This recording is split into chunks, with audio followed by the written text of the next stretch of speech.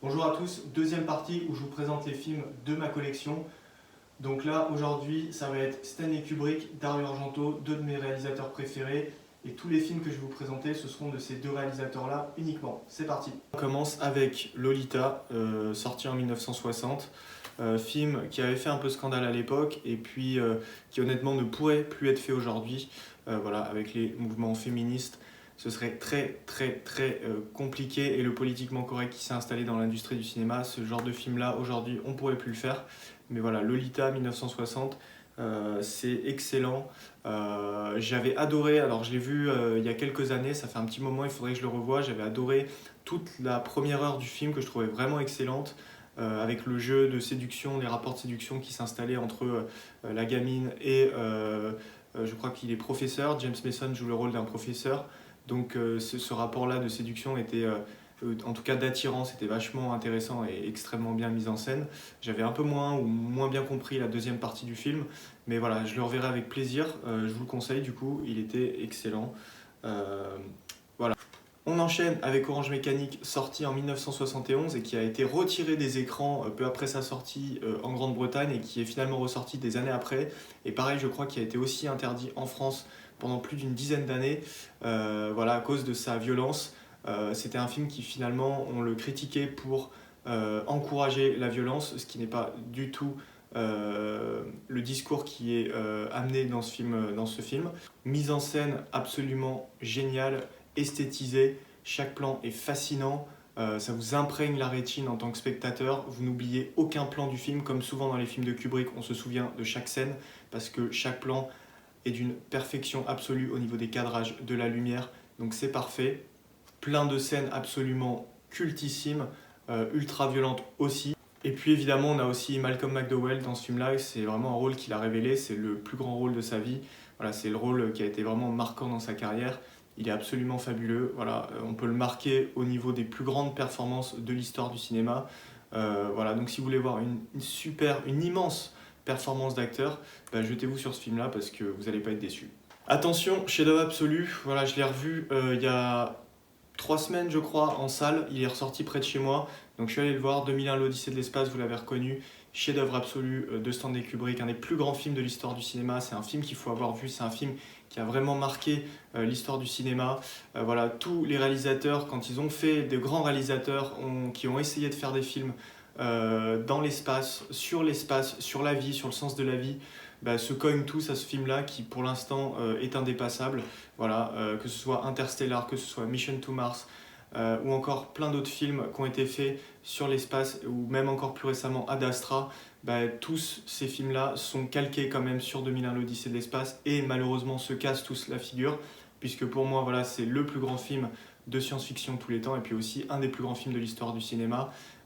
C'est un film unique en son genre qui a inventé vraiment quelque chose. Mise en scène absolument sublime, des plans iconiques. Voilà, tous les plans du film sont connus du début à la fin, encore une fois, comme Orange Mécanique et comme souvent chez Kubrick. C'est magnifique, c'est magnifiquement cadré. La musique sublime. Voilà, l'utilisation de la musique classique, comme toujours chez Kubrick, absolument parfaite, en adéquation avec les images. Malgré le fait que le film soit extrêmement lent, je vous promets, vous ne vous ennuyez jamais. Et ça, je trouve que c'est quand même exceptionnel, c'est-à-dire qu'on a rarement des films qui sont d'une lenteur aussi forte, mais où, bizarrement, on est fasciné par chaque plan, par chaque image, où on a envie de savoir ce qui va se passer dans la scène suivante, et ça, c'est vraiment exceptionnel. Voilà, c'est tout le génie de Kubrick de nous fasciner avec des plans finalement très simples, mais qui exercent un pouvoir de fascination sur le spectateur qui est absolument faramineux. Ce film-là, c'est donc, vous l'avez compris, mon film préféré, peut-être le film que je considère comme étant le plus grand film de tous les temps. Voilà, maintenant c'est une question de subjectivité et de goût, mais en tout cas celui-là est tout là-haut. Donc si vous ne l'avez pas vu, n'ayez pas peur, c'est très facile à regarder malgré ce qu'on peut entendre sur ce film-là. J'entends souvent dire, ouais, 2001 l'Odyssée de l'espace, film intellectuel, très compliqué. Eh ben non, c'est pas très compliqué à comprendre, c'est très facile à regarder. Voilà, c'est juste un peu lent, mais vous inquiétez pas, la lenteur n'est pas un problème dans ce film-là. C'est un film qu'il faut ressentir, donc je vous le conseille, allez le voir si vous ne l'avez pas vu, regardez-le, c'est incroyable, c'est un chef-d'œuvre. C'est 2001 l'Odyssée de l'espace. Dans ma vidéo précédente, je vous disais qu'il y a des films qui m'ont fait aimer le cinéma, et donc Celui-là en fait partie, je l'ai vu quand j'étais très jeune, je pense comme beaucoup de gens qui commencent à regarder des films et qui s'intéressent au cinéma. Et c'est vrai que celui-là m'a fasciné quand j'étais petit. J'ai tout de suite été complètement fasciné par le jeu d'acteur de Jack Nicholson qui est exceptionnel et qui fait flipper, c'est incroyable. Et puis aussi les cadrages absolument terrifiants de Stanley Kubrick. Voilà, les plans en steadicam où on suit Danny qui roule comme ça avec son petit vélo. Voilà, je sais plus le nom du truc, mais c'est un espèce de petit vélo avec lequel il, euh, il roule comme ça dans l'hôtel et ça fait peur, ça fait flipper, tous les cadrages font peur. Il y a un travail sur le son qui est exceptionnel, il y a un travail sur l'image qui est exceptionnel. Ça fait peur alors que principalement on ne voit pas grand chose et l'action se déroule toujours en pleine lumière et pourtant on flippe. Des scènes absolument fascinantes. Moi, si je devais en retenir qu'une, ce serait la scène où Jack Nicholson parle à un fantôme lorsqu'il commence à devenir complètement taré et donc il va dans une salle, une ballroom, donc dans l'hôtel où à une époque il y avait des représentations de spectacles et donc en fait il y a une espèce de bar et il commence à devenir fou et il s'engage comme ça dans cette pièce. Son esprit un peu malade commence à prendre le dessus et on le voit parler à un fantôme et le dialogue comme ça, le rapport de force entre les deux est absolument génial. Et on a un peu le même genre de scène qui survient un peu plus tard dans le film, avec une conversation absolument terrifiante, qui au départ est une conversation anodine, presque légère, qui se transforme en quelque chose de terrifiant. Voilà, une simple conversation dans des toilettes. Voilà, c'est génial. En quelques cadrages, il peut nous faire ressentir de la peur.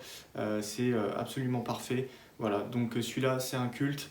Je vous le conseille, donc découvrez-le. Si vous ne l'avez pas vu, jetez-vous dessus. Le seul bémol que je pourrais dire pour l'avoir revu récemment, c'est que ça a un tout petit peu vieilli, mais ça ne dérange absolument pas le visionnage du film. Le pouvoir de fascination exercé par le film est toujours là, c'est toujours aussi flippant. Toujours aussi bien filmé, voilà. Puis le jeu d'acteur de Jack Nicholson, ça vieillit pas, donc jetez-vous dessus. On enchaîne sur 7 films de Dario Argento, qui personnellement est mon réalisateur préféré. Donc je vous ai parlé de De Palma avant, que j'admire et qui est un de mes réalisateurs préférés avec Stanley Kubrick. Mais là, Dario Argento, personnellement, c'est vraiment mon coup de cœur, c'est vraiment le réalisateur qui m'a fait aimer le cinéma, encore plus peut-être que Stanley Kubrick et que Brian De Palma. Donc là, voilà, j'ai sous la main 7 films que je vais vous présenter. Donc c'est parti. Donc en premier, on a celui-là, Suspiria. Voilà, c'est un classique. C'est un film qui a vraiment révélé Dario Argento. Alors il était déjà connu avant, mais ce film-là, c'est vraiment un film qui l'a fait connaître à l'international.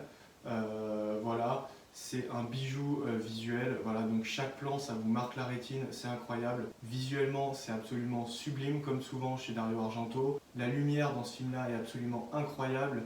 Le travail sur le rouge, le bleu, on a vraiment toute une palette de couleurs tout au long du film. Voilà, toutes les scènes sont éclairées d'une façon très particulière et ça permet de nous plonger vraiment dans un film, dans une espèce de trip un peu cauchemardesque. Donc c'est absolument parfait, c'est incroyable. Aujourd'hui, si vous le voyez pour la première fois, vous verrez, ça a un petit peu vieilli, forcément. Il y a des effets spéciaux animatroniques, notamment au niveau des meurtres, qui effectivement ont un peu vieilli, mais ça reste quand même super, ça reste tout à fait regardable. Et au-delà de ça, on a une puissance visuelle qui se dégage de ce long métrage qui est juste inégalée et qui est absolument unique dans l'histoire du cinéma. Donc celui-là, c'est un must. On enchaîne avec L'Oiseau au plumage de cristal, qui fait partie, donc qui est son premier film à Dario Argento et qui fait partie de sa trilogie animale. Donc on a celui-là, un autre film que je vais vous présenter, et puis il y en aura un autre que j'ai pas dans la collection, mais qui est aussi très très bon. Donc voilà, ça c'est son premier film et c'est un des premiers films de Dario Argento que j'ai regardé, que j'ai découvert et je connaissais pas ce réalisateur et c'est vrai que tout de suite on a vraiment une réalisation très particulière, fascinante. On a déjà le rapport comme ça aux animaux qui sont souvent présents dans les films de Dario Argento et puis on a plein de choses comme ça qu'on redécouvre en fait en revoyant le film plusieurs fois, des petits détails qu'on n'avait pas forcément vus les premières fois. C'est extrêmement bien réalisé. Il y a vraiment du suspense du début à la fin du film, c'est génial. Et puis toujours avec cette intrigue un peu mystérieuse où en fait le spectateur et le personnage principal, un peu comme dans les films de Hitchcock, voient quelque chose, ou même dans les films de De Palma dont je vous ai parlé précédemment, on voit quelque chose, on pense qu'on a vu quelque chose, et puis finalement ça va s'avérer complètement différent de ce qu'on pensait avoir vu. Voilà, donc c'est vraiment le rapport entre l'image et le spectateur qui est vraiment génial. Voilà, donc celui-là, c'est un must. C'est son premier film, il faut absolument l'avoir vu quand vous découvrez Dario Argento. Vous pouvez d'ailleurs commencer par celui-là. Donc le deuxième film, je vous disais, il a fait une trilogie animale. Donc ça, c'est le deuxième film de sa trilogie animale, Le chat à 9 queues. Voilà, super intrigue policière. Je me souviens d'une scène au milieu du film qui est absolument géniale, où il y a un des personnages qui se retrouve coincé comme ça, emmuré, vous savez, dans une espèce de tombeau comme ça, dans un cimetière, en pleine nuit. Ça fait vraiment flipper. Voilà. Et puis toujours pareil, les cadrages sont géniaux. Voilà, on a toujours l'impression que Dario Argento travaille chaque image pour vraiment imprimer la rétine du spectateur. Et puis on a un sentiment de malaise qui se dégage de ce film du début à la fin. C'est une intrigue policière, c'est très facile à voir. Ça reste un de ses meilleurs films. Alors, c'est pas son meilleur film, je le mettrai même pas dans le top 5, mais ça reste quand même un des super films de Dario Argento. On est toujours dans sa période années 70, années 80.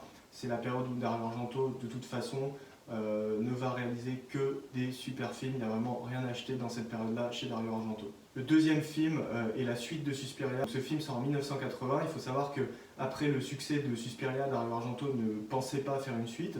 Et puis au final, il a décidé de faire une suite aussi par la pression des producteurs qui voulaient qu'il fasse une suite. Donc il a décidé de réaliser ce film-là, Inferno. Il ne savait pas trop quel scénario développer, où est-ce que l'histoire devrait partir. Donc il ne savait pas trop.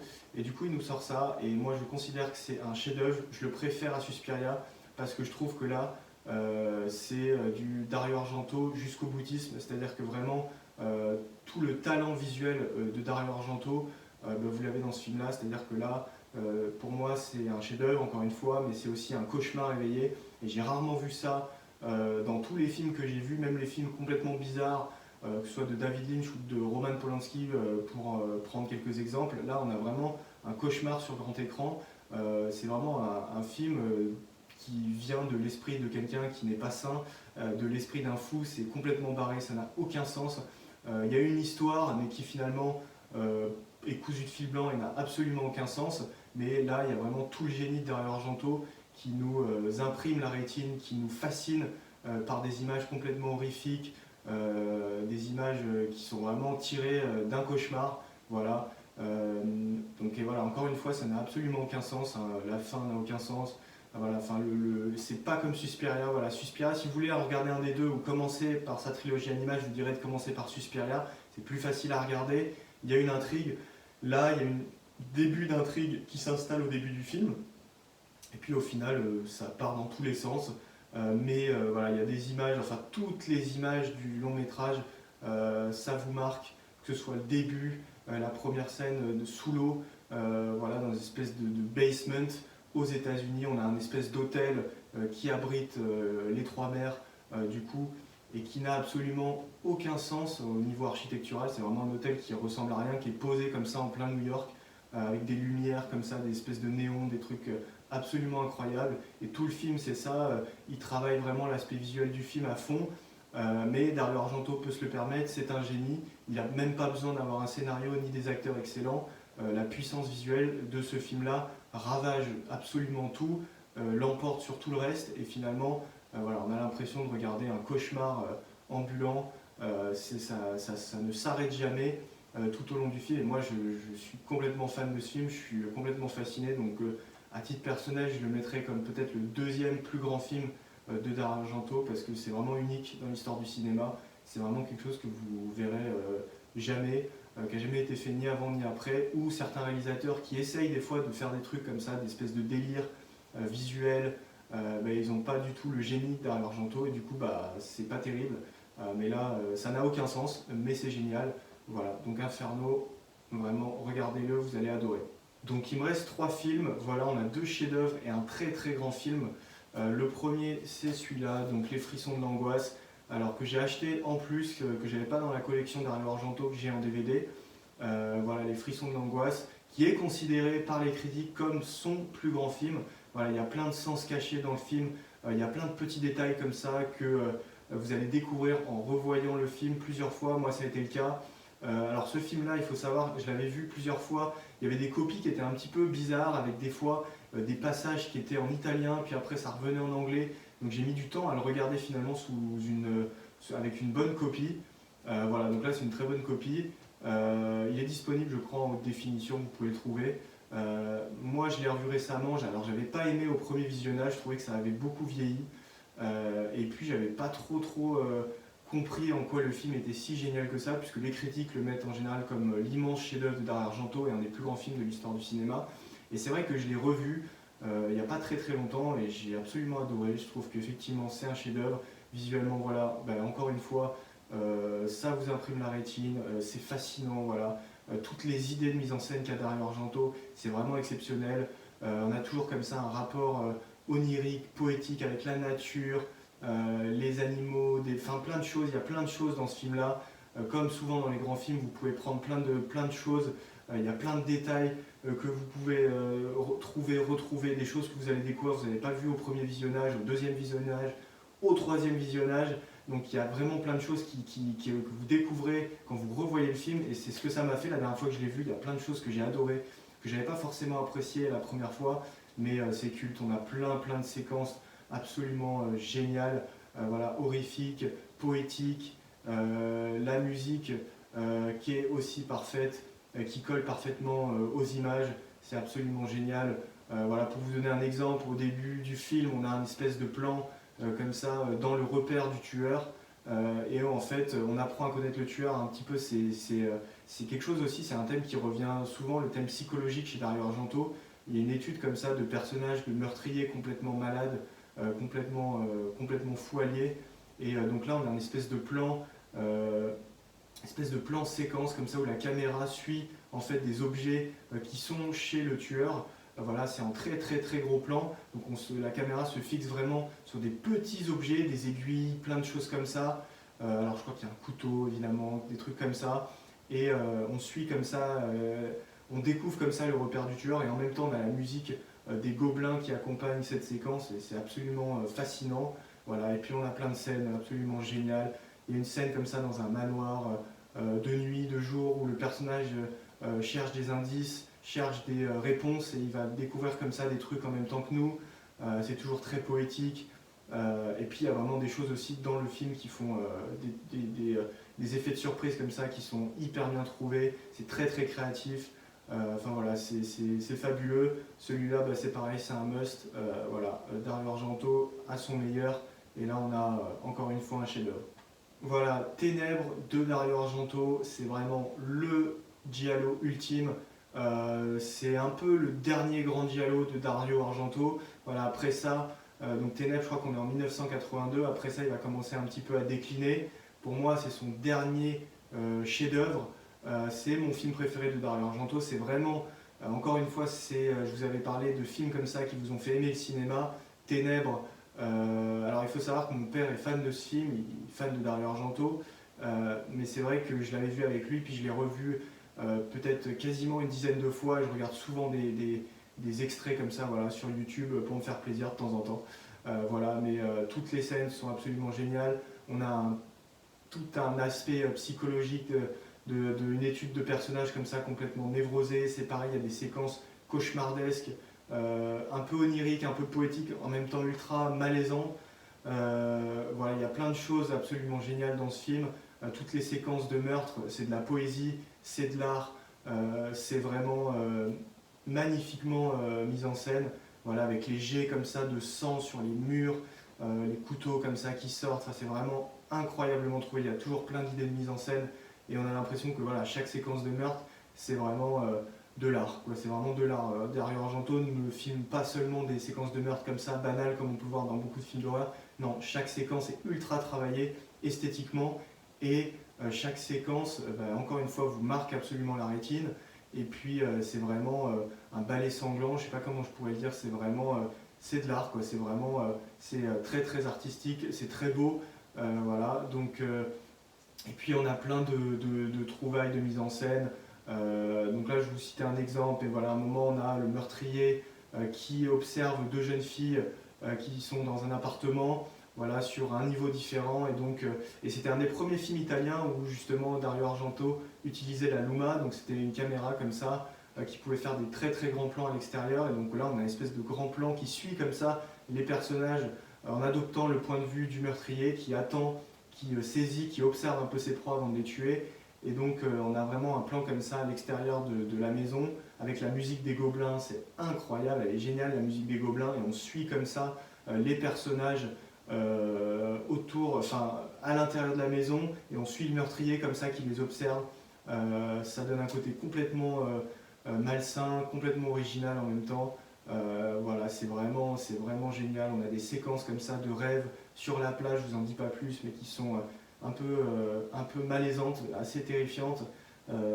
Voilà, donc c'est absolument parfait. C'est son dernier chef-d'œuvre à Dario Argento, vraiment.